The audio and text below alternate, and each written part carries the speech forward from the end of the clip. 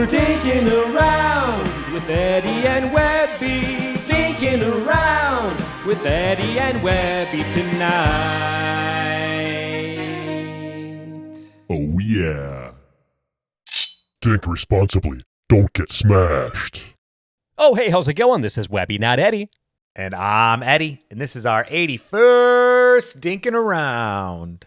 Aw, yeah, episode number 81. That's right. I'm excited, Webby. We took a little bit of a break, but we're back. And man, we got a lot of stuff to be able to cover tonight. It's going to be a juicy one. Yeah, it's been a minute, but we got a lot to talk about. I'm looking forward to getting into things. And for anybody watching the video version, you might have noticed I was wearing a Freddy Krueger glove.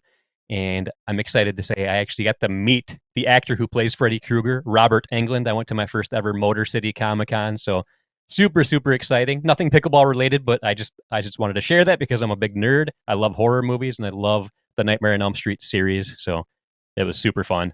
Yeah, growing up, Nightmare on Elm Street was probably my most favorite of the, what would that be, the horror genre? The first one was definitely horror, but I feel like as the series went on, it kind of got a little wackier and a lot more humor, like dark humor was involved and stuff like that. And I think that's why I always liked it, because he's like this evil creature, this evil villain, but you couldn't help but love him at the same time.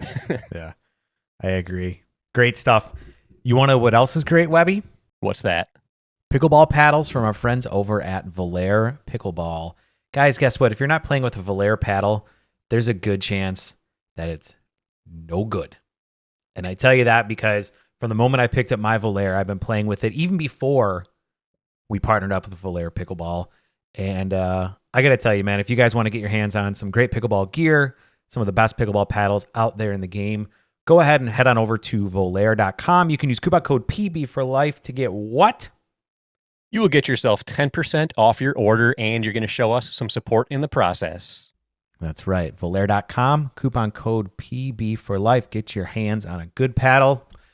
And while you do that, Webby, I'm just dying to know, man.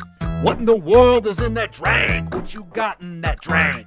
Oh, man, I am super excited to talk about what I will be drinking today. This is a beer that I found while on vacation with my wife. We were at Hocking Hills State Park in Ohio, and we went to this local market party store, whatever you want to call it, and I saw this beer that caught my eye. And for those watching it on YouTube, you can see there is a pickleball on this can of beer. And if you rotate it around, there is a bunch of pickleball courts. And this is called Dink and Dank IPA from Land Grant Brewing. And they are out of Columbus, Ohio. So I couldn't resist. I had to buy a 6-pack of this when I saw it. I love the branding. I am a sucker for good branding. So that is what I'll be drinking today. Very nice, man. That's cool that you got to come across a pickleball-themed beer. We should see that all over the place. I'm surprised we don't, actually. Yeah. Yeah, this is the first pickleball-themed beer I have ever seen. I love it. There's been pickle beer, like at the Eastern Market Brewing Company. I did their tournament that they did last year, but it was specifically a pickle beer. It didn't really say pickleball or anything on here. This is the first craft beer I've actually seen that had pickleball on the logo, and I love it. And I love the fact that it was a local brewery. Like, it was a brewery not too far from where we were staying on vacation. I always like to try the local craft beer, so this was super exciting to find, and I'm very excited to drink it here tonight. Very nice. What about you, Eddie? What are you going to be sipping on?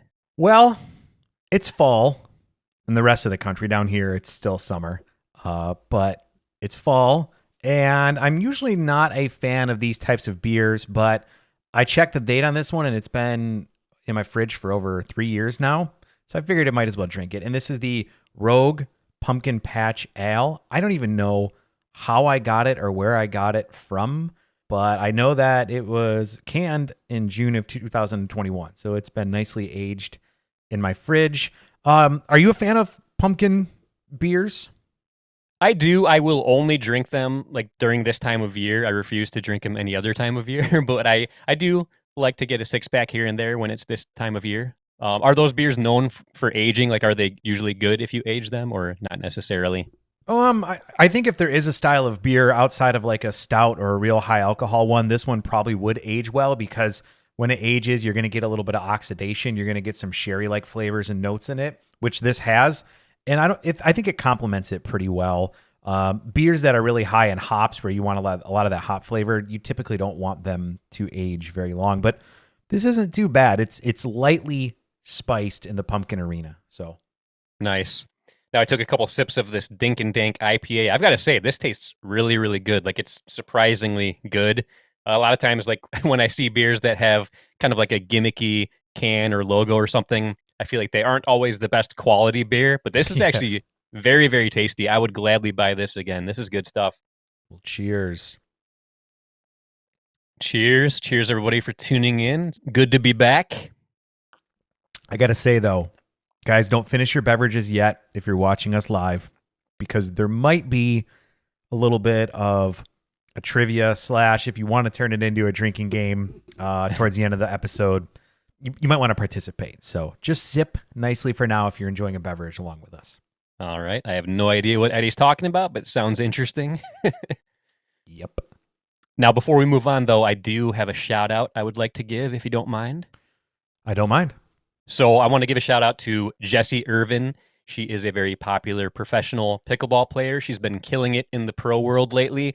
The reason I want to give her a shout out, though, is she agreed to let me record a clinic of hers over the summer. Right after Beer City Open ended, she did a clinic at Belknap Park in Grand Rapids. She let me hook up a microphone to her. I recorded the clinic, and I've got to tell you, I think it is one of the best clinics I've ever attended. And I think the video turned out great. She was an amazing instructor. She does such a good job at breaking everything down. And I learned a lot during this clinic. So if anybody tuning into this podcast hasn't checked it out yet, I definitely recommend doing so. And I pretty much guarantee you're going to learn something that is going to help your game.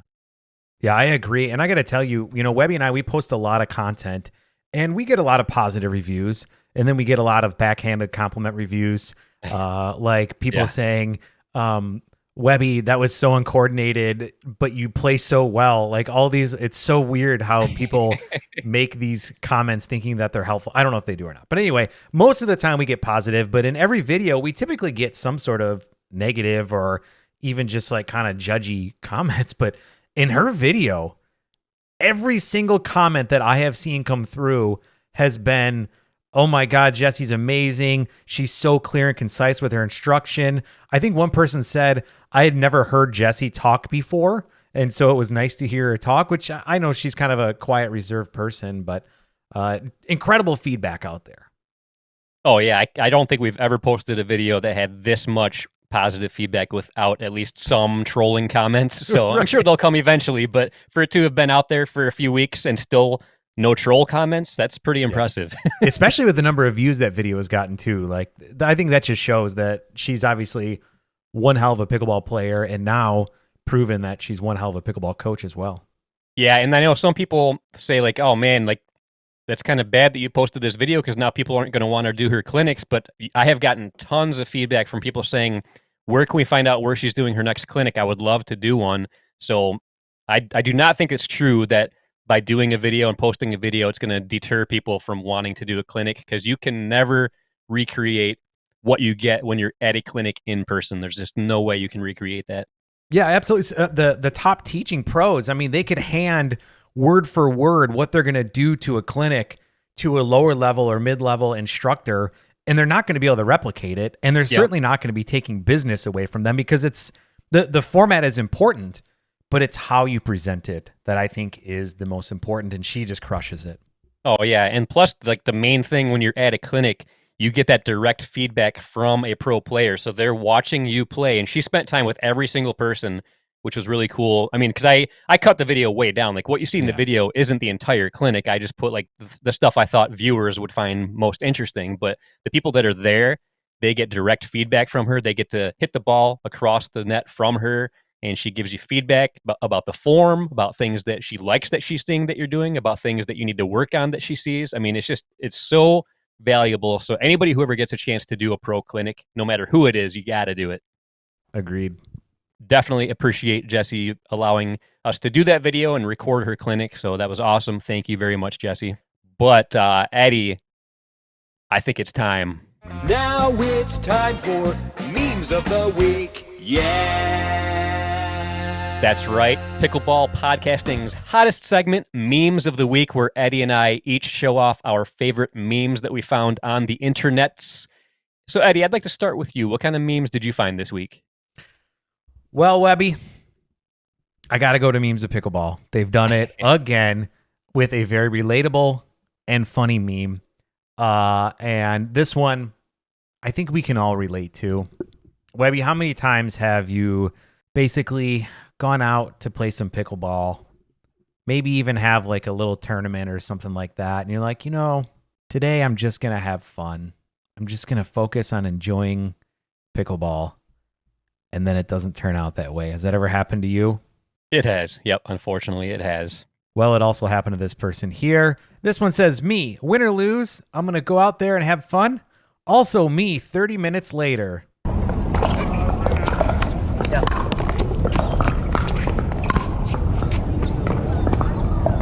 So good.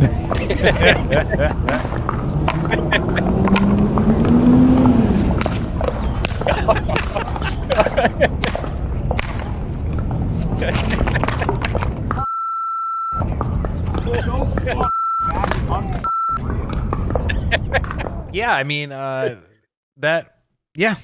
guess we can all relate to that. A couple funny comments I saw here was, at least he didn't overreact. This one says, somebody called the wambulance for this big baby boy. Nice. Yeah, I can definitely relate to that. Luckily, I haven't had that big of a breakdown on the court. I will admit, though, I know not too long ago we talked about how people throw their paddle sometimes when they get frustrated. And I've acted like I'm going to throw the paddle, but I've never actually thrown it. But I did actually throw my paddle at my most recent tournament. Oh, come on. What? You got to tell us what happened, man. Oh, it was a singles tournament. And it was the first game of the tournament. And I was just getting my ass handed to me. And I just couldn't do anything right. I was just so frustrated with myself. So, you know how sometimes at tournaments they'll have like the little like waist high tarps kind of things just to like stop the ball from rolling other areas. So Yep. I saw that and I was like, and just threw my paddle right at it. Not gonna lie, it felt kind of good. It's a good release of tension, of frustration. So That is officially the first time I ever threw my paddle in anger during a pickleball tournament. man, well, we've all been there. That's for sure.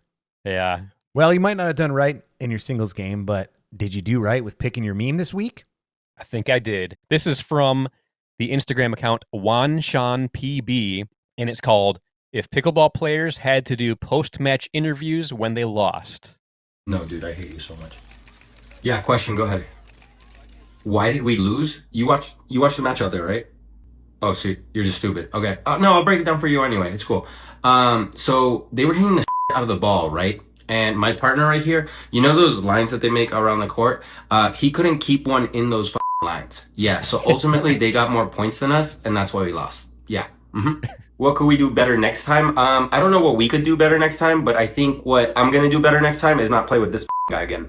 What did I feel made the difference? Well, you know that Asian kid out there? Yeah. He wakes up at 4 a.m. to train for 18 hours every day with his dad.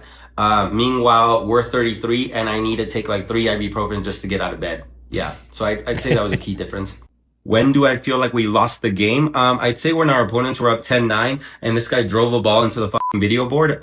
That's when we lost because they got 11 and the games are over at 11. No, yeah, you did. Yeah, you did. I don't care if he's my brother. In fact, I'm going to call my mom on the way to the hotel and hopefully find out he's adopted. Oh my God, that's great. Because if you think about it, a lot of other sports like the NFL, they will interview you whether you won or lost. So that would be kind of interesting to see, like, how would these players do after losing a match in a post-game interview? Well, I remember 2019 World Pickleball Championships when I did the broadcasting there. Scott Golden, he did most of the commentating and the post-match interviews, and they would interview the losing team and then the winning team.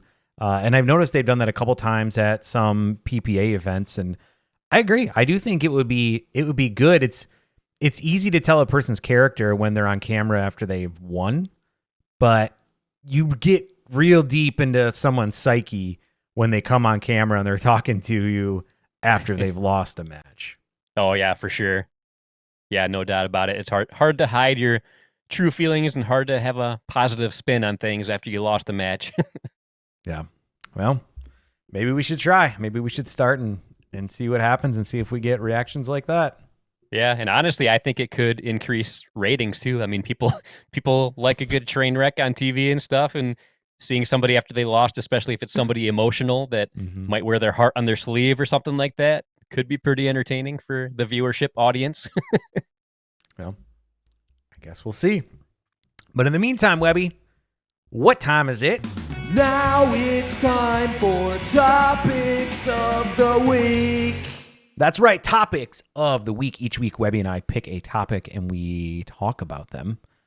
That's pretty much it. There's nothing more complicated than that. It's just we talk about pickleball topics. So, man, Webby, you've been doing a lot. I know it's been a month since our last episode, even longer than that. There's probably been a lot of new things that have come up since our last episode.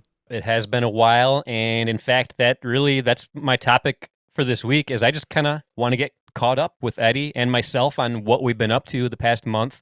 I had a lot of super fun, unique, and interesting things. But before I get into those, Eddie, I would love to know, where have you been? What's been going on with you the past month, especially in the pickleball world?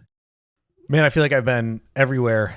Atlanta, New York City, Virginia Beach, Miami, Dallas, all over. Close Call Replay's been at every MLP and PPA outside of Las Vegas since the beginning of September. And it's been a lot of fun, man. It's been an incredibly great challenge. I hope you guys all listening or watching are appreciative of what we've been able to do at Close Call Replay to help with challenges. I know that the referees are happy with it. I feel like a lot of people that are watching the broadcasts are happy with it as well. So I'm pretty sure that we're doing what we set out to do with Close Call Replay. So all the work seems worth it for the value that we're bringing to professional pickleball right now. But I will say this, Webby, if you want to pretty much guarantee that you're never going to have any time to play pickleball, you should start a business or start a career in pickleball. It's the it's the fastest way to ensure that you're never going to get a chance to play. Oh, man. I've actually heard that a lot. I feel like a lot of people that work in pickleball in some way don't play pickleball nearly as much as they used to. Yeah, it sucks. Like, I'm around the greatest players in the world. I'm always around pickleball courts, but there's never a good time to play. On the road, I got to play one time with Kyle against a pro and a coach of a Major League Pickleball team and that team's trainer. And that was it. That's the only time I've played, I think, since Beer City Open in July. Man. Yeah. Which even then we didn't get to play that. In fact, I don't even know, did we even get to play in Grand Rapids at all? No, we didn't. So not one bit. So I think the last time I played before that was my match against you for the belt in Ann Arbor. Wow. Yeah. Crazy. But that's a bummer. Yeah.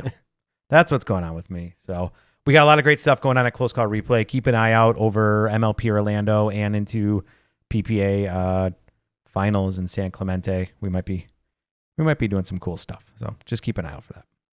Nice. But I can't speak for everybody, but I'm sure most people agree with me. You guys have been absolutely crushing it and killing it with Close Call Replay. It's been so awesome.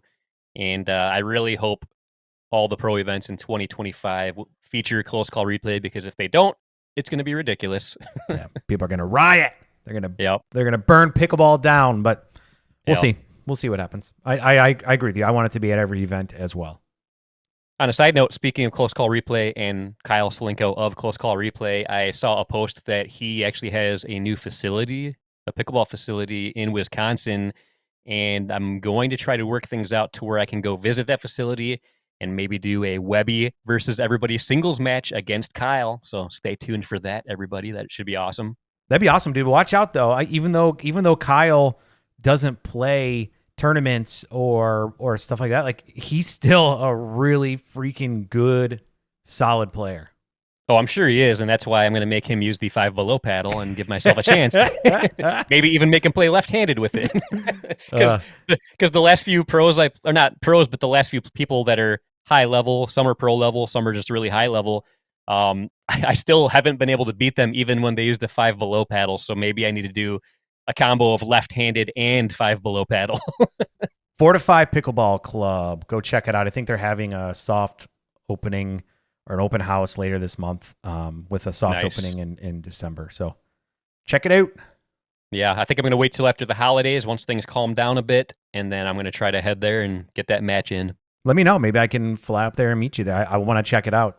Yeah, it'd be fun. That'd be awesome. Yeah, I've always wanted to go to Milwaukee in January. Right? Doesn't that sound perfect? It's right in my alley. Oh, sounds great. See you there. That's why it's indoors, though, right? That's right. Yeah. What else is going on with you, though, man? You've been doing so much stuff. A lot has happened. A lot of really cool, fun, and unique things have happened in the past month.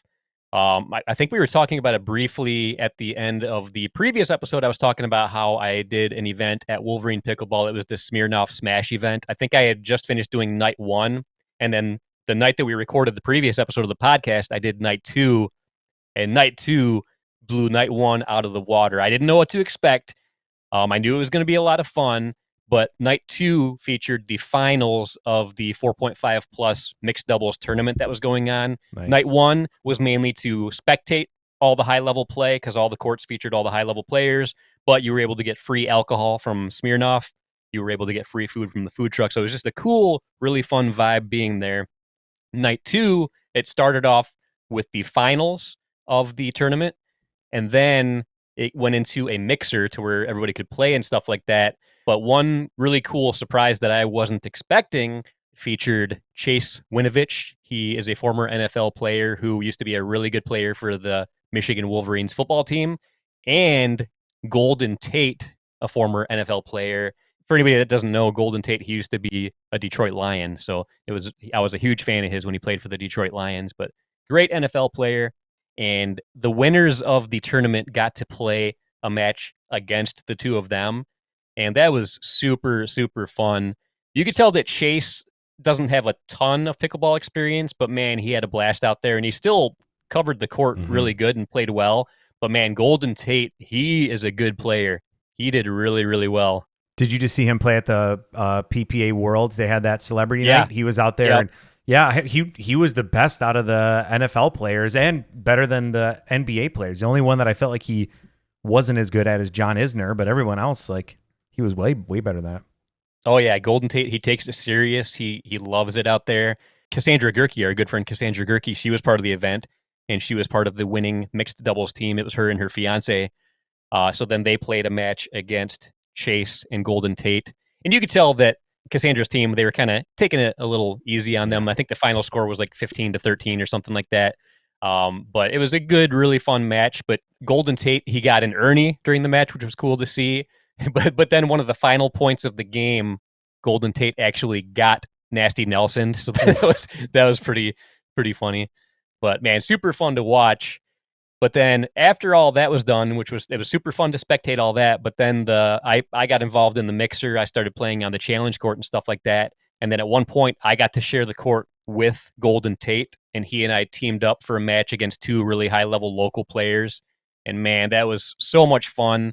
He's a lefty, so it took a little bit for us to kind of get used to like who's covering where on the court. We played well, and we almost won the match, but we ended up losing by 2 points. But it was a super close back and forth battle.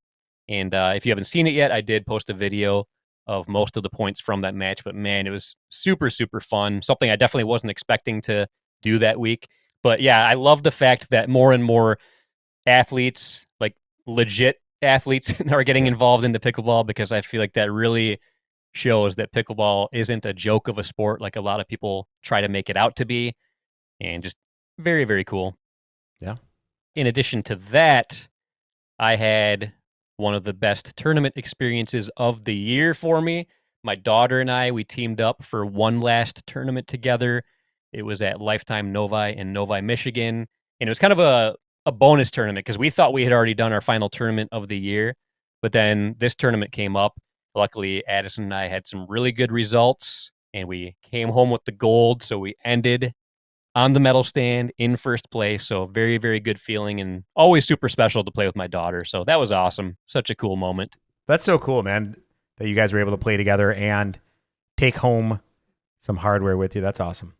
And before the year is done, Addison, my daughter, and I were going to try and do an episode of the podcast. We did one last year. She had a lot of fun with it. A lot of people liked hearing our discussions as a father-daughter team. So I'll go more in depth into this tournament and all the other tournaments that we did together as a team when we do that. So you guys can look forward to that. Probably sometime in the next few weeks, we'll do that episode of the podcast. So that should be fun. I'll have her try to find a meme of the week and stuff like that and see what kind of topics she wants to talk about. That should be fun. That's cool. But yeah, those are the biggest things in regards to pickleball. Oh, actually, I do have one more pickleball update. The Detroit Pickleball League is about to kick off again, the new season. So I think they're changing up the format a little bit this year. So we'll have to see how that goes, but it should be a lot of fun. I had an absolute blast last year. So I don't think I'm going to make videos for every single week like I did last year. But what I think I'll do is I'll give you guys updates during Dinking around. And that should be a good way to keep you guys all up to date if you're interested in that. And I'm sure I'll make a couple of videos from it. I just don't think I'm going to do one every single week because that was a lot of work and it takes a lot of time. Yeah, I can imagine that was a ton of time because that's a lot of video that you have to go through and edit to be able to find highlights from as well.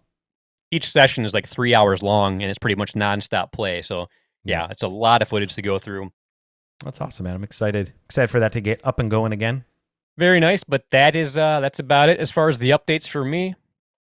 I guess it's my turn to jump in, and this is why I wanted all of you guys to save your beverages if you still had them, because we're going to be doing a little bit of some trivia, and I'm going to be quizzing Webby on some stuff. But don't worry, Webby, this isn't stuff that you should know as a pickleball player, so if you get them all wrong, it's not that big of a deal. But this is about statistics. So I don't know if you guys know this or not, but at Close Call Replay, we track every single challenge that goes through our trailer. And we compile all that data, and we've been able to look at it. So now that we have a few MLP events under our belt, I wanted to focus specifically on those MLP events, and I want to be able to quiz you guys on some trivia about the numbers that came out of it. So are you ready, Webby? As ready as I'm going to be. All right, and you guys can follow along at home as well. The first question here is, what percentage of the time in MLP are out calls overturned in a challenge? So if you call the ball out, I challenge it. What percentage of that time is the referee going to say, no, the ball was actually in? Is it A, 30%, B, 42%, C, 53%, or D, 112%? Oh, man, that's a good one. I am going to say B, 42%. Okay. B, final answer? Final answer. All right. Well, you were close, but it's C, 53% of the time. So it means about half the time that an out call is challenged, it's overturned. So that's pretty crazy in my opinion. Yeah. I would not have guessed that much. I would have guessed that the number would have been lower, like in the 30 or 40%. But after looking at it, 53% of the time. So I guess what that means to me is go out there and if you're not sure, challenge, because you have a 53% chance that it's going to be overturned. Yeah, I'm surprised about that too, because if I was wrong, I thought the right answer would have been A, 30%. But yeah, 53%. That's quite a bit. You didn't think it was going to be 112%? I like that you had a nice, easy one for me to not guess there. Yeah, well, I got to do what I can. I know what I'm working with. All right, here we go. Question number 2 is, how many challenges on average occur during an MLP match? So this is a match. So this would be all 4 games and potentially including a dream breaker. Is it A, 0.5 times per match? B, 1.5 times per match? C, 2.6 times per match? Or D, when the Florida Smash is out there, 15 times per match? All right, so on average, I'm going to say B, 1.5 times per match. And you would be correct, 1.5 times per match. When I was going through the data, though, this is very inconsistent. There were a lot of matches that no challenges happened. And then there's some where there was like 7 or 8 challenges, only a handful. wow. So most of them typically are obviously on the lower end, but there's some where, especially the later you were getting in some of these semifinal or the playoff matches, when the stakes are high, man, challenges come up a lot more. Were they all the Florida Smash games? No, surprisingly though, Florida Smash was when I looked at the amount of challenges, made per team, they weren't the highest. I thought they were going to be, but they weren't. So it's interesting. Question number 3. What percentage of challenges in MLP are against out calls? So when you take all challenges are out there, which could be for a number of different things, what percentage of them are specifically for out calls? Is it A, 76%, B, 85%, C, 91%, or D, 1%? I feel like this has got to be on the high side, and I am going to go with C, 91%. And you would be wrong. It is A, 76%. I was surprised by this too, but a lot of the other ones are, foot faults, missed calls, things like that. So it's interesting that, only 76%. I thought it would have been more. Yeah, I thought for sure I had this one in the bag. Okay, let's go on to number 4. After out calls, which we just said was 76%, excuse me. What do you think is the next most challenged call in MLP? Do you think it is A, service faults, B, kitchen non-volley zone faults, which could also include foot faults mostly, C, Ernie faults, so this could be crossing the plane of the net, this could be hitting the net, any of that, or D, you're challenging the referee's favorite color? Oh, man. For me, it's a toss-up between B, kitchen no volley zone faults, and C, Ernie faults. For this one, I'm going to phone a friend.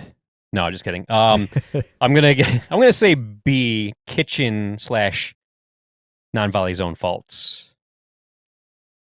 And you would be correct. Kitchen Oh, non-volley yeah. zone faults. Good work. Good work. You're doing really well. Thank You're you. doing real well. I'm real proud of you. You haven't been drinking on the ones you got wrong though. Oh, that's true. I'm almost gone though. I should have poured another one to. I told you at the beginning. I know. I screwed up. All right. All right, we got 3 more. Here we go. Number 5. What percentage of the total challenges in MLP are for kitchen non-volley zone faults?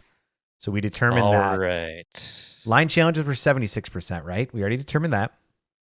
Mhm, So mhm. is it A, 10%, B, 18%, C, 33%, or D, 99%?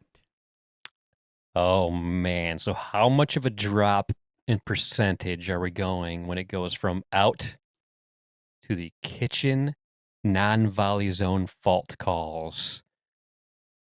I am going to say B, 18%. And you would be incorrect. It Oh. is A, 10%.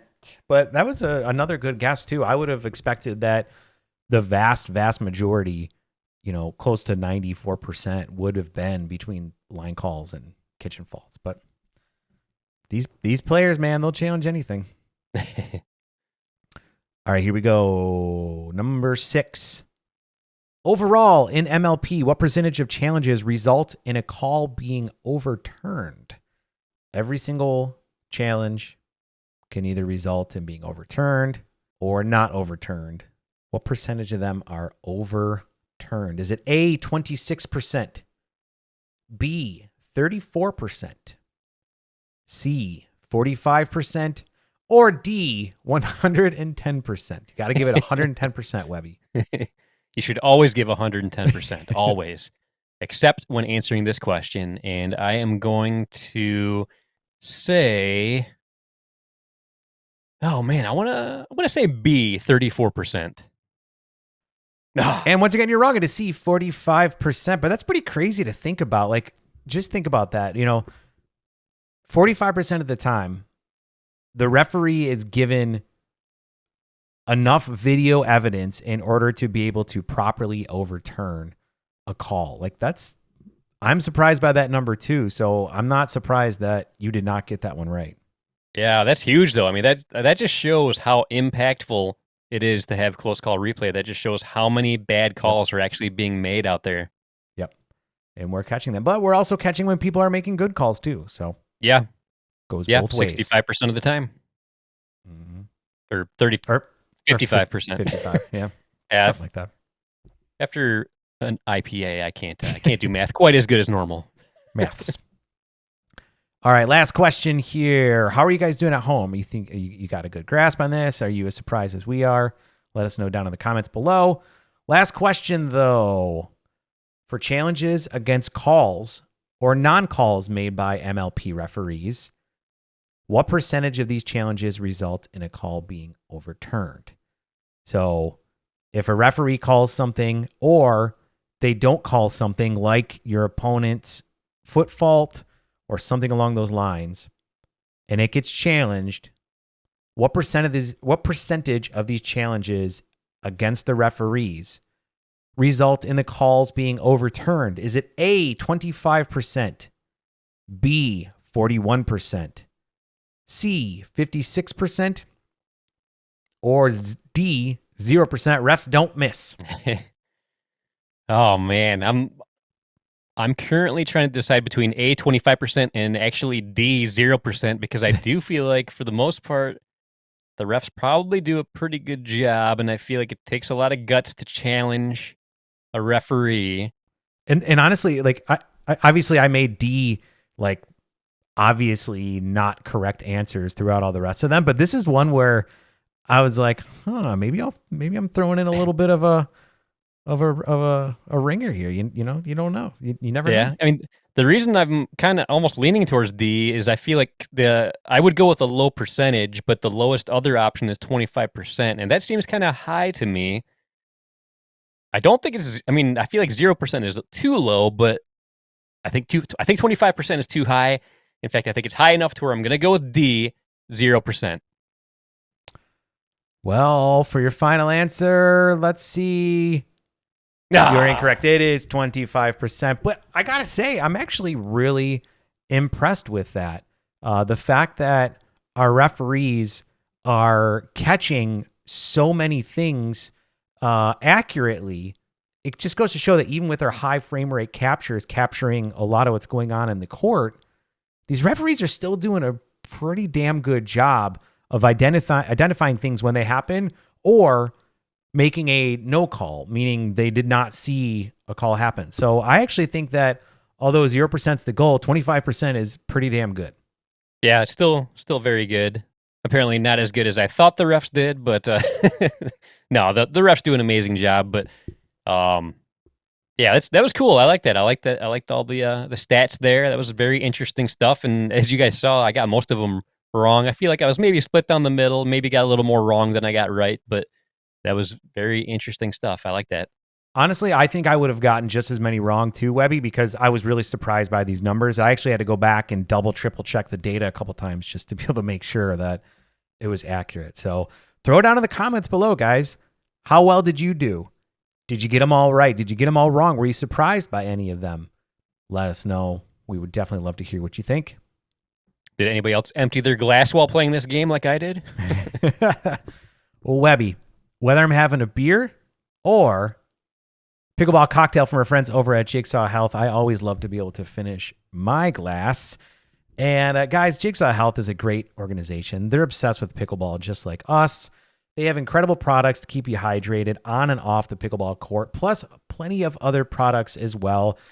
Some of them I use on a daily basis, and I feel so much better when I do, because at Jigsaw Health, it's fun to feel good, and I definitely feel good. What else feels good is saving 10% off your order, and if you go to jigsawhealth.com and use coupon code PB4Life10, you're going to get that 10% off, right, Webby? That's right, 10% off your order. You're also going to show us some support, which we always appreciate. So thank you, Jigsaw, and thank you to our loyal audience. That's right. JigsawHealth.com. Coupon code PB for life. 10% off. Webby, it's been so nice to catch back up with you. Yeah, man, I'm glad we did this. It's been far too long.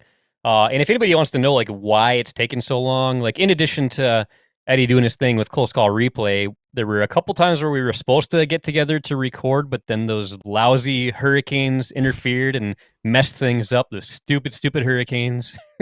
Yep. They screw things all up for us. But I'm glad you're safe. I'm glad we were able to do this again. And yeah, I love it. And thank you everybody for tuning in. That's right. But before we go, Webby, I got to know your Closing thoughts. So what did we learn today? We learned that sometimes our emotions can get the best of us on the pickleball court, and our paddle might pay the price. We also learned that it could be quite interesting if more post-match interviews happened with the losing team. We learned what Eddie and myself have both been up to since our last episode, which was over a month ago. And we learned some very interesting statistics that Eddie has learned with his time doing Close Call Replay. But I thought this was a very fun episode. Glad to be back. I hope you all are happy we're back as well. We definitely missed you. Hopefully you missed us, but a lot of fun here tonight. That's right. Fun, education, entertainment, beer, pickleball. What else could you ask for? I always like to end on a high note. And on that note, I'm Eddie. And until next time, this is Webby, not Eddie, signing off. See ya. Well, we're dinking around with Eddie and Webby. Dinking around with Eddie and Webby tonight. Oh yeah.